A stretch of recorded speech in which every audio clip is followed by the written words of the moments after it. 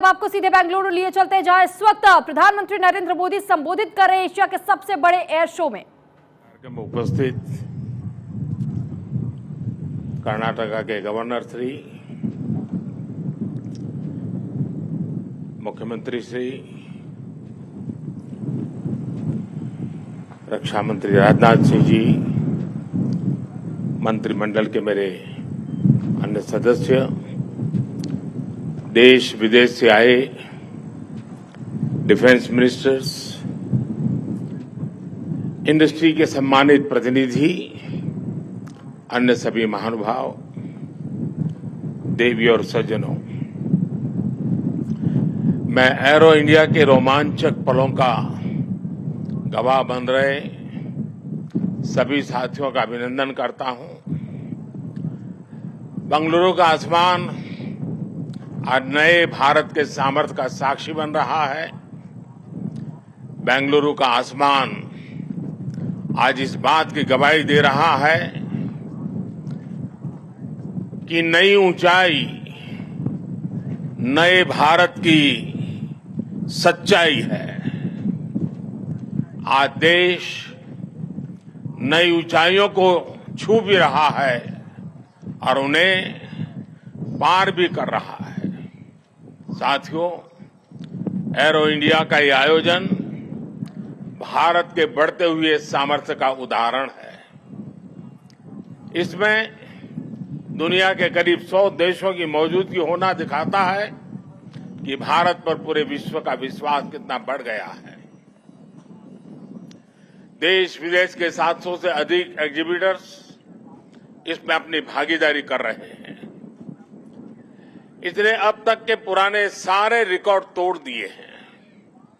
इसमें भारतीय एमएसएमईज भी हैं, स्वदेशी स्टार्टअप भी हैं और दुनिया की जानी मानी कंपनियां भी हैं। यानी एरो इंडिया की theme the runway to a billion opportunities, जमीन से लेकर आकाश तक हर तरफ नजर आ रही है। मेरी कामना है आत्मनिर्भर होते भारत की ये ताकत ऐसे ही बढ़ती रहे। साथियों, यहां एरो इंडिया के साथ ही डिफेंस मिनिस्टर्स कॉन्क्लेव और सीईओज राउंड टेबल, इसका भी आयोजन किया जा रहा है। दुनिया के विभिन्न देशों की सहभागिता, सीईओज की ये सक्रिय भागीदारी एरो इंडिया के ग्लोबल पोटेंशियल को और बढ़ाने में मदद करेगी। ये मित्र देशों के साथ भारत की विश्वसनीय भागीदारी को आगे ले जाने का भी एक माध्यम बनेगा। मैं इन सभी इनिशिएटिव्स के लिए डिफेंस मिनिस्ट्री और इंडस्ट्री के साथियों का अभिनंदन करता हूं। साथियों, एरो इंडिया एक और वजह से बहुत खास है। ये कर्नाटका जैसे भारत के टेक्नोलॉजी और टेक्नोलॉजी की दुनिया में जिसकी महारत है, एडवांस है, ऐसे राज्य कर्नाटका में हो रहा है। इससे एरोस्पेस और डिफेंस में नए अवसर पैदा होंगे। इससे कर्नाटका के युवाओं के लिए नई संभावनाएं खुलेगी। मैं कर्नाटका के युवाओं से भी आह्वान करता हूं, टेक्नोलॉजी को फील्ड में आपको जो महारत हासिल है, उसे रक्षा क्षेत्र में देश की ताकत बनाइए। आप इन अवसरों से ज्यादा जुड़ेंगे तो डिफेंस में नए इनोवेशंस का रास्ता खुलेगा। साथियों, जब कोई देश नई सोच, नई अप्रोच के साथ आगे बढ़ता है तो उसकी व्यवस्थाएं भी नई सोच के हिसाब से ढलने लगती है। एरो इंडिया का ये आयोजन आज नए भारत की नई अप्रोच को भी रिफ्लेक्ट करता है। एक समय था जब इसे केवल एक शो, या एक प्रकार से सेल्फ टू इंडिया की एक विंडो भर माना जाता था। बीते वर्षों में देश ने इस परसेप्शन को भी बदला है। आज एरो इंडिया केवल एक शो नहीं है, ये इंडिया की स्ट्रेंथ भी है। आज ये इंडियन डिफेंस इंडस्ट्री के स्कोप को भी फोकस करता और सेल्फ कॉन्फिडेंस को भी फोकस करता है। ऐसा इसलिए क्योंकि आज दुनिया की डिफेंस कंपनियों के लिए भारत केवल एक मार्केट ही नहीं है, भारत आज एक पोटेंशियल डिफेंस पार्टनर भी है। ये पार्टनरशिप उन देशों के साथ भी है जो डिफेंस सेक्टर में काफी आगे हैं, जो देश अपनी रक्षा जरूरतों के लिए एक भरोसेमंद साथी तलाश रहे हैं। भारत उनके लिए भी एक बेहतर पार्टनर बनकर आज उभर रहा है। हमारी टेक्नोलॉजी इन देशों के लिए कॉस्ट इफेक्टिव भी है और क्रेडिबल भी है। हमारे यहां बेस्ट इनोवेशन भी मिलेगा और ऑनेस्ट इंटेंट भी आपके सामने मौजूद है। साथियों, हमारे यहां कहा जाता है प्रत्यक्षम किम प्रमाणम, अर्थात प्रत्यक्ष को प्रमाण की आवश्यकता नहीं होती। आज भारत की संभावनाओं का, भारत के सामर्थ्य का प्रमाण हमारी सफलताएं दे रही है। आज आकाश में गर्जना करते Tejas fighter planes make in India के सामर्थ्य का प्रमाण है। आज हिंद महासागर में मुस्तैद aircraft carrier INS Vikrant make in India के विस्तार का प्रमाण है। गुजरात के बड़ौदा में C-295 की मैन्युफैक्चरिंग फैसिलिटी हो या तुमकुर में HAL के हेलीकॉप्टर यूनिट हो, ये आत्मनिर्भर भारत का वो बढ़ता सामर्थ्य है जिसने भारत के साथ साथ विश्व के लिए नए विकल्प और बेहतर अवसर जुड़े हैं। साथियों, 21वीं सदी का नया भारत अब न कोई मौका खोएगा और न ही अपनी मेहनत में कोई कमी रखेगा। हम कमर कस चुके हैं। हम रिफॉर्म्स का रास्ते पर हर सेक्टर में रिवॉल्यूशन ला रहे हैं। जो देश दशकों से सबसे बड़ा डिफेंस इंपोर्टर था, वो अब दुनिया के 75 देशों को डिफेंस इक्विपमेंट एक्सपोर्ट कर रहा है।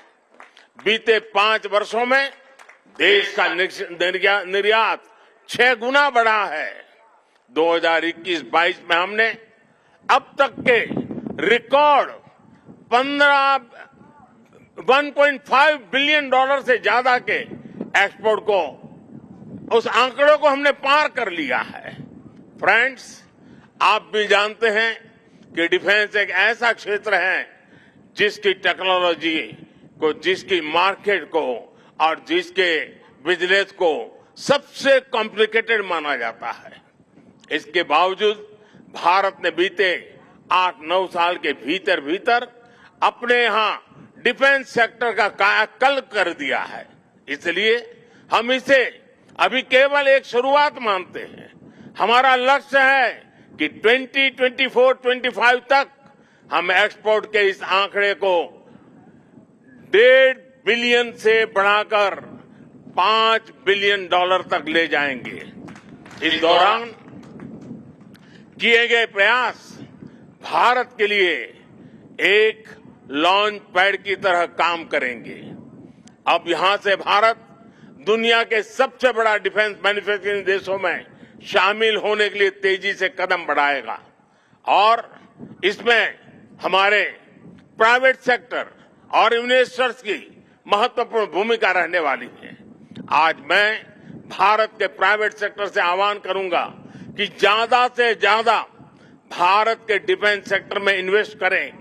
भारत में डिफेंस सेक्टर में आपका हर इन्वेस्टमेंट भारत के अलावा दुनिया के अनेक देशों में एक प्रकार से आपका व्यापार कारोबार के नए रास्ते बनाएगा।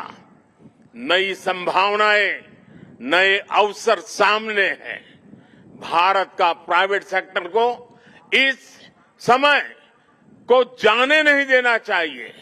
साथियों, अमृत काल का भारत एक फाइटर पायलट की तरह आगे बढ़ रहा है।